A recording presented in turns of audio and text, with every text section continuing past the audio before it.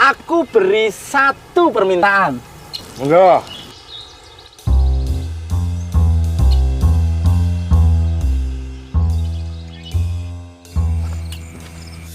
Jangkrik. Nah, Oke. Assalamualaikum warahmatullahi wabarakatuh. Bismillahirrahmanirrahim. Allahumma sholli wa sallim ala sayyidina Maulana Muhammadin wa ala alihi wa sahbihi asma'in nama ba'du. Ingkang sangat kula hormati niki wonten Habib Ahmad Al-Habsyi, wonten Habib Jindan, Habib Mustafa sedanten para habaib, para ulama. Wabil khusus Mbah Kawula Ki Haji Idris Abdul Hamid. Niki langsungan mau niki walau kalimatin niki bukti kula niku cucu yang baik dikongkon nggih nurut. Ini tolong diapresiasi bahwa ini benar-benar anak yang taat. Aslinya buatan enten gunane dikai gelar alim alama jebule digo kongkonan ngoten mawon. Gayane tok tiang-tiang nu menyebut alim alama tapi nggih kongkonan ngoten mawon. Tapi niki mboten napa-napa niki kula sangat seneng kepanggih Habib Jintan. Kula beberapa kali ngikuti pengajian beliau di Langitan Majelis Muwasalah di Senayan. Baru ini ditakdir muwajahah sama beliau. Yang saya sampaikan di sini ini paling pokok adalah bahwa sejarah orang-orang yang meninggal ini saya baru kampanye besar-besaran. Ini terserah yang sedang hidup. Jadi kalau cucu-cucu Mbah Umar, Mbah Abdul saya ini termasuk zuriyahnya Mbah Umar karena itu buyut saya. Buyut saya itu mbah saya kandung namanya Fatimah, punya bapak kalau di catatan ditulis Abdul Khalik. Tapi lama-lama namanya itu Idris, itu bin Umar. Umar adalah punya istri namanya Maimunah, itu mbaknya Mbah Bedowi. Terus termasuk cucunya Mbah Bedowi ada yang dapat Habib Mustafa ya. Mbah Husair ya, mantunya Mbah Husair. Kira-kira sepuh mana Habib dengan saya pernah Habib? Sepuh jenengan ya? Iya, oh, Palik ya? Iya, sudah. Dengan Habib saja saya sudah takut Habib apa lagi? Iya. Habib dan Palik ini. Gelarnya dua. Ini punya mbah keren. Begini ya, jadi kalau dalam tradisi Arab, saya berkali-kali mengingatkan sekali, ada istilah kama tasyarrafa bi Muhammadin adnanu. Jadi orang tuh nggak tahu Adnan itu siapa, tapi barokahnya Rasulullah SAW, orang akan nyari-nyari Adnan itu siapa, karena punya cucu, punya zuriyah yang bernama Nabi Muhammad SAW. Saya yakin orang Pasuruan kebanyakan nggak tahu Mbah Umar, tapi gara-gara Mbah Hamid, orang nyari-nyari Mbah Hamid itu anaknya siapa, mbahnya siapa, sampai orang Pasuruan datang ke sini tabarruk dengan mbah-mbahnya Mbah Hamid Pasuruan. Andai kan Mbah Hamid itu udah alim di Pasuruan itu ngegeng, itu orang nggak akan cari bapaknya, itu kira-kira gitu. Jadi kalau ada mbah-mbah nggak dikholi, itu mesti salah putune ngoten mawon, itu yang paling penting. Dan saya dididik oleh mbah saya, Mbah Fatimah, karena Mbah Fatimah itu sepupu dengan Mbah Hamid, dulu di serumah di sini. Itu kata Mbah Fatimah, cong kena aku pengen ngalim, pengen jadi wali, aku udah hafal dibak berjanji. Jadi saya itu mulai kecil itu menghafalkan dibak dan berjanji, karena itu prasyarat jadi wali. Tapi lama-lama dibak dan berjanji sekarang dibaca sebagian orang ya karena profesi, sebagian orang macam-macam, tapi itu tetap baik. Saya punya pengalaman ketika mengkaji tafsir, karena itu sesuatu yang saya bidangi, saya tekuni. Kenapa Nabi Ibrahim disebut maka anak Ibrahimu Yahudiyah wala Nasraniyah? Ibrahim itu bukan Yahudi, bukan Nasrani. Karena secara lahir di antara dzurriyyahnya ada yang bernama Yahuda bin Yakub bin Ishak bin Ibrahim. Dan yang jalur ini, jalur Yahuda ini memaklumatkan bahwa mbah-mbahnya yang bernama Ibrahim itu Yahudi. Nasrani karena sama-sama orang Yerusalem, orang Nazaret juga mengatakan Ibrahim itu Nasrani. Kalau saja tidak datang seorang Muhammad Rasulullah SAW yang memaklumatkan diri bahwa Ibrahim adalah Hanifam Muslim. Tapi ketika Nabi Muhammad jadi Nabi itu ada sedikit problem. Lalu dia anaknya siapa? Karena dia hidup di Mekah. Tentu orang Arab bilangnya dia, bukan beliau. Hidup di Mekah itu orang jahiliyah. Akhirnya ditunjukkan oleh Allah bahwa Muhammad adalah cucu dari Nabi Ibrahim. Buktinya Ibrahim pernah di Mekah, fihi ayatum bayyinatum maqamu Ibrahim. Bukti lagi ada sa'i. Di situ sejarah Siti Hajar nyari air sampai 7 kali. Setelah itu terlacak bahwa Muhammad jadi nabi itu sah karena min dzurriyyati Ibrahim. Nah di sini kearifan berjanji Beliau ngendikan wa ba'du fa'aqul wa Muhammad bin Abdillah bin Abdul Muttalib wasmuhu Syaibatul Hamdi humitat khisaluhus saniyah, karena berjanji ingin memaklumatkan bahwa Nabi Muhammad jadi nabi itu sah karena babahnya juga seorang nabi. Maka disebut wa adnanu bila raibin inda dzabil ulumin nasabiyah ila dzabi Ismail nisbatuhu wa muntama. Jadi dengan demikian status ketauhidan Ibrahim sebagai bapak tauhid karena dimaklumatkan oleh cucunya yaitu Rasulullah Shallallahu Alaihi Wasallam millata abikum Ibrahim. Andai kan tidak ada Nabi Muhammad, maka rujukan status Ibrahim hanya merujuk yang dari jalur Yahuda bin Yakub bin Ishak bin Ibrahim. Andai kan tidak ada Muhammad Pasuruan cucu-cucu yang alim, nanti merujuk cucu yang enggak alim. Lah itu belajar iso primbon, iso perdukunan. Terus wong mikir iki dukun bae mesti dukun kan ngoten lain. Kan ngoten mawon. Assalamualaikum warahmatullahi wabarakatuh. Terima kasih, singkat berpadat makna. Untuk mauidhah yang ketiga, tausiah yang ketiga oleh Fadilatul Syekh Al-Muhtaram Al-Alim Al-Alamah Al-Habib Jiddan bin Nufail bin Salim Jindan dari Tangerang, Banten, kepada beliau dipersilahkan. Fa'alaihi falyatafaddal mashkuran.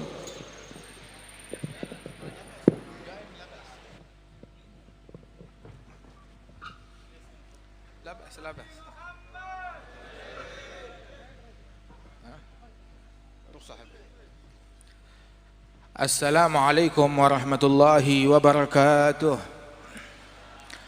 Alhamdulillah wassalatu wassalamu ala sayyidina wa habibina Rasulillah Sayyidina Muhammad bin Abdullah wa ala alihi wa sahbihi wa mawalah ma ba'd. Kita bersyukur kepada Allah Subhanahu wa taala pada siang hari ini bersama-sama kita hadir di dalam haul Al-Allamah Kiai Haji Abdullah Umar yang ke-77 dan masyayikh dari Lasem sini. Mudah-mudahan Allah Subhanahu wa taala mengangkat derajat mereka dan Allah Subhanahu wa taala menggembirakan mereka di dalam barzakh mereka berkat majelis kita yang mulia ini, dan Allah taala insyaallah memberikan keberkahan kepada segenap keluarga besar almarhum maghfurlah Kiai Haji Abdullah bin Umar, amin ya rabbal alamin. Ketahuilah bahwasanya al-ilm rahimun baina ahlih. Ilmu itu adalah hubungan seperti hubungan keluarga, kekerabatan di antara para ulama. Walaupun nggak saling kenal atau mungkin nggak pernah berjumpa, akan tetapi yang menghubungkan mereka satu sama lain adalah ilmu tersebut. Sebagaimana para nabi-nabi yang terdahulu, kadzar rusulu bani allati tariguhum wahidatun fil dhati. Begitu juga para rasul yang dikenal Banu Allati, yang mana mereka itu walaupun lahir dari rahim yang berbeda-beda akan tetapi sumber mereka adalah satu. Dan ketahuilah bahwasanya mereka para ulama dari umatnya Nabi besar Muhammad sallallahu alaihi wasallam yang dahulu dipuji oleh Rasulullah sallallahu alaihi wasallam bahwasanya ulama ummati ka anbiya'i Bani Israel. Ulama umatku mereka bagaikan para nabi-nabi dari kalangan Bani Israel, memiliki fungsi untuk tajdid, memperbaharui, menguatkan daripada ajaran nabi-nabi mereka tersebut. Disebutkan bahwasanya Abul Hasan Asy-Syadzili di dalam ru'yah beliau, dalam mimpi beliau, sebagaimana diisyaratkan oleh Imamul Haddad di dalam Ainiyah, wa Sayyidi Ahmad bin Zain al-Habsyi di dalam Syarah Ainiyah. Begitu juga disebutkan oleh para ulama tentang mimpinya Abul Hasan Asy-Syadzili. Beliau bermimpi tatkala di Masjidil Haram, beliau tertidur kemudian bermimpi, dan mimpi tersebut siapa yang bisa mengingkari mimpi orang lain? Oh, mimpi silahkan, orang mau bermimpi ya haknya dia bermimpi, apalagi mimpinya kaum salihin yang merupakan juz'u min 46 juz'an minan nubuwah, yang merupakan bagian daripada 46 bagian kenabian. Di dalam mimpi Abul Hasan Asy-Syadzili, beliau bermimpi seolah-olah beliau ada di Masjidil Aqsa, dan di Masjidil Aqsa berkumpul para nabi-nabi termasuk Nabi Muhammad SAW. Dan di situ terjadi dialog antara Nabi Musa, Nabi Isa bersama Nabi Muhammad SAW. Mereka bertanya, Nabi Musa dan Nabi Isa kepada Nabi Muhammad, ya Rasulullah,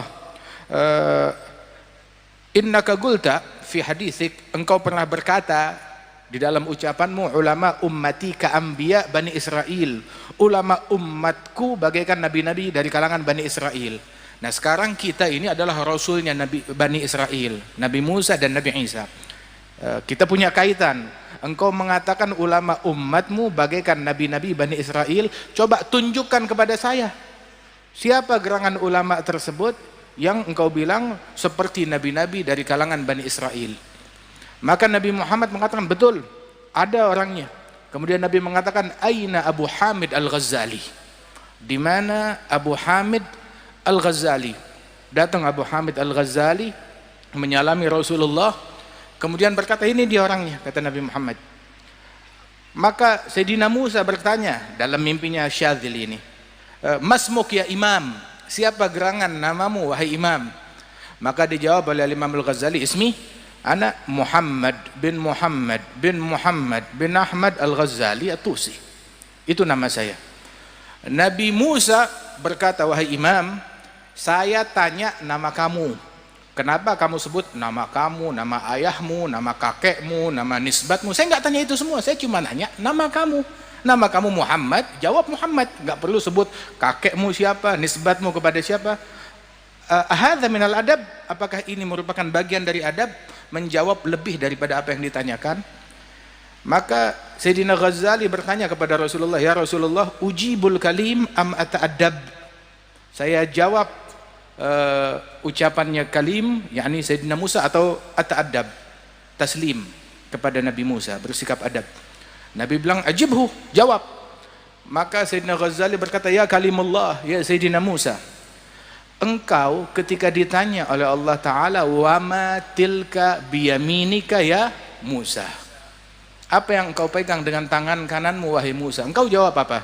Hiya asaya atawakkau 'alaiha wa ahusyu biha 'ala ghanami wa liya fiha ma'aribu ukhra. Ini tongkatku, bersandar dengannya, gembala kambing dengannya, banyak urusan aku lakukan dengan tongkatmu. Allah tidak tanya itu. Allah tanya, apa di tangan kananmu? Jawab tongkat, selesai. Kenapa kamu jawab panjang lebar?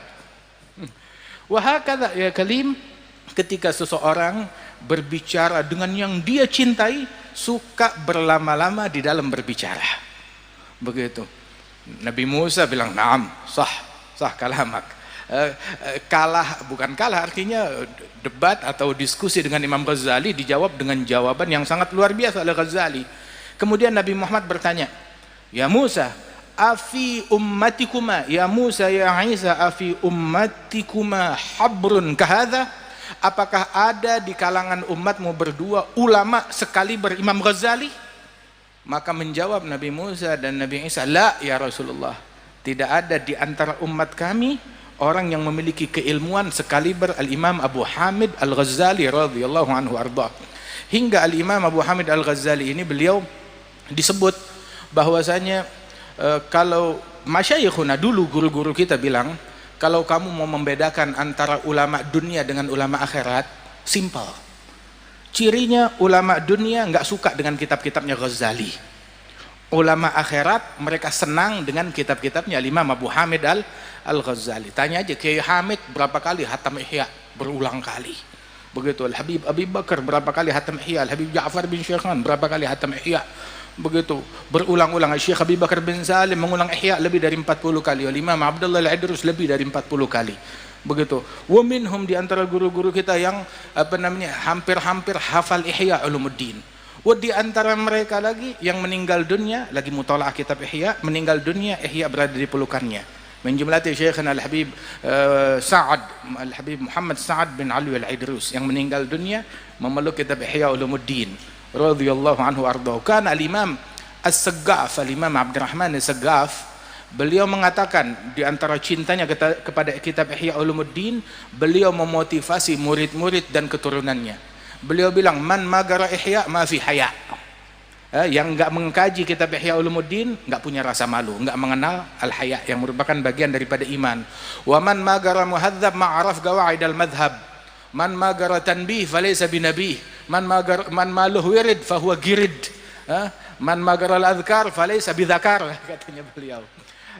Barang siapa yang tidak baca kitab Ihya, tidak kenal al-haya, enggak kenal malu. Yang enggak membaca muhadzab tidak tahu pondasi-pondasi mazhab.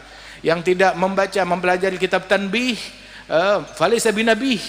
Bukan orang yang cerdas, enggak bakal menjadi orang yang cerdas. Karangannya Syirazi. Kemudian juga beliau mengatakan man magaral wirid, yang tidak punya wirid fahuwa girid, kerah. Begitu. Harus punya wirid, harus punya azkar. Kemudian sampai disebutkan oleh beliau man magaral azkar falaysa bidzakar, yang tidak membaca kitab al-azkar karangan Nawawi, maka itu bahasa kita apa? Tidak maco, enggak jantan, bukan lelaki. Kalau lelaki sejati baca kitab al-azkar. Kan yaqulun ba'iddar washtaril azkar. Kalau perlu jual rumah untuk beli kitab Al-Azkar karangan Yahya bin Syaraf An-Nawawi radhiyallahu anhu arba. Kecintaan orang dulu kepada ilmu sampai mereka bilang jual rumah beli kitab. Jual rumah beli kitab. Ini kitab dijual buat beli motor orang sekarang, buat beli handphone orang sekarang. Orang dijual rumah buat membeli kitab radhiyallahu anhum wardahum. Kalau kita meneliti, tadi kita bersama Gus Baha sambil dialog bicara di dalam itu, di antara yang kita bicarakan ada kitab namanya Masyra' Rawi karangan Syilli.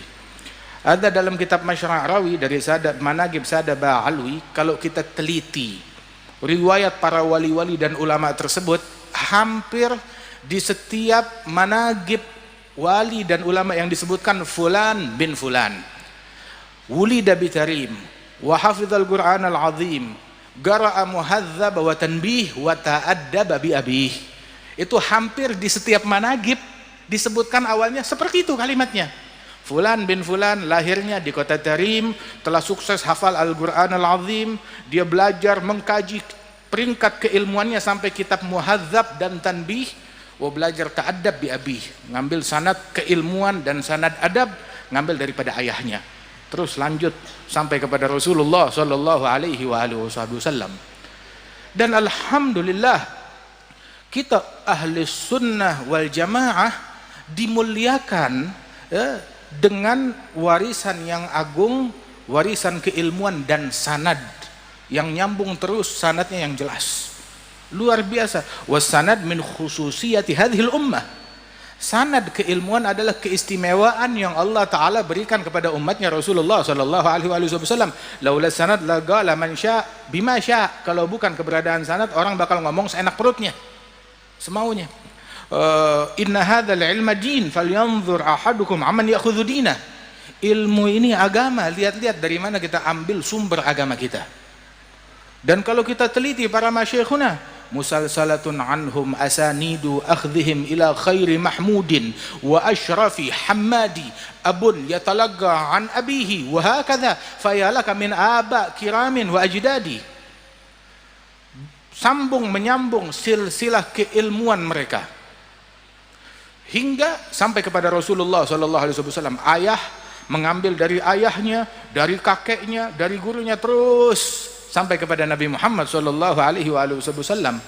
Karena itu Kiai Abdullah bin Umar, yang mana rumah tangga ini adalah baitul ilm, ini rumah tangga ilmu, ini adalah rumah tangga taqwa, dan bukan cuma sekedar itu aja, ini adalah rumah tangga kesalehan dan kewalian yang harus dijaga dan dilestarikan. Baitul futuwah wal nubuwah wal huda wal ilm fil madi wa fil mutawaqqi'i. Qaumun idza arkha adh-dhalam suturahu lam tulfihim rahnul wita' wal madja'i bal talgahum 'umdal maharibi guwaman lillah akrim bisujudi ruk'i. Yang mana ini rumahnya ilmu, rumah warisan Rasulullah sallallahu alaihi wasallam, rumahnya adab, rumahnya akhlak, rumahnya kebersihan hati, rumahnya pengabdian, rumahnya ketagwaan, rumahnya kesalehan, rumahnya Al-Quran yang harus kita jaga. Yang mana para penghuni rumah-rumah tersebut, yang kalau datang waktu malam, kamu tidak akan mendapati mereka menjadi sandera kasur atau sandera televisi atau sandera game online atau sandera handphone. Akan tetapi kamu dapati mereka bagaikan tiang-tiang mihrab yang berdiri di atas sejadah mereka, akrim bis sujud ruk'i. Demikian mulia orang-orang yang ahli sujud, ahli ruku'. Tarahum ruk'an sujada. Yabtaghuna fadlan min Allah wa ridwana simahum fi wujuhihim min athari sujud. Mereka ini dikenal nampak cahaya rukuk mereka, cahaya sujud mereka. Sujudnya malam, rukuknya malam. Tapi dibilang tarahum ruk'an sujada. Kamu lihat mereka rukuk dan sujud. Padahal kalau malam nggak ketemu orang. Kapan kita ngelihat mereka lagi rukuk dan sujud? Artinya cahaya khusyuk yang mereka dapat tatkala rukuk dan sujud, itu tangisan air matanya, khusyuknya nampak sampai ke siang hari. Karena Imam Al-Hasanul Basri beliau mengatakan, adragtu aqwam, saya berjumpa dengan sekelompok kaum, gamu fil lail bi ayah wahidah minal Qur'an. Ketika bangun malam, mereka cuma baca satu ayat dari Al-Quran yang mereka renungi, mereka tadabburkan, mereka tangisi satu ayat tersebut. Paginya kelihatan di wajahnya bekas khusyuknya.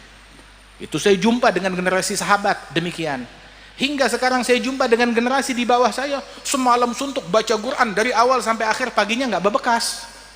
Ketemu di pasar tetap nipu, tetap bohong, tetap ngomong kotor, tetap provokasi, tetap ngomong yang ngelantur. Waliyadzubillah min dzalik, tetap bikin kejahatan. Waliyadzubillah min dzalik. Itu ucapannya Imam Al-Hasanul Basri radhiyallahu anhu warḍah.